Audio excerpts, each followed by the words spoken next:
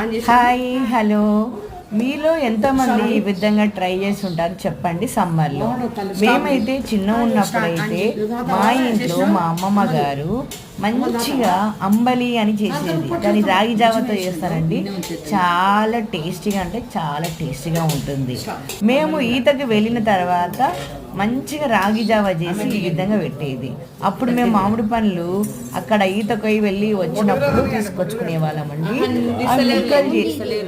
అవి ముక్కలు చేసి దానిపైన కారం ఉప్పు చల్లుకొని రాగి జావ పక్కన పెట్టుకొని తాగుతుంటే చాలా టేస్టీగా ఉంటుంది.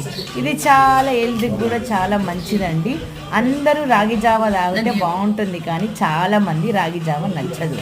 కానీ మేమైతే చిన్నప్పటి నుంచి తాగిన అలవాటు రాగి జావ ఉంది కాబట్టి మేము దీన్ని బాగా సమ్మర్లో తాగుతుంటామండి. చాలా టేస్టీగా కూడా ఉంటుంది, హెల్త్కి చాలా మంచిది. బ్రేక్ఫాస్ట్ కూడా తినకపోయినా పర్వాలేదు, ఇది ఎనర్జీగా ఉంటుంది.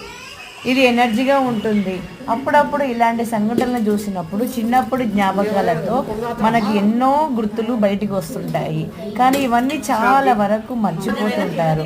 అప్పుడప్పుడు గుర్తు చేసుకొని ట్రై చేయండి. లైక్ చేయండి, షేర్ చేయండి, సబ్స్క్రైబ్ చేయండి.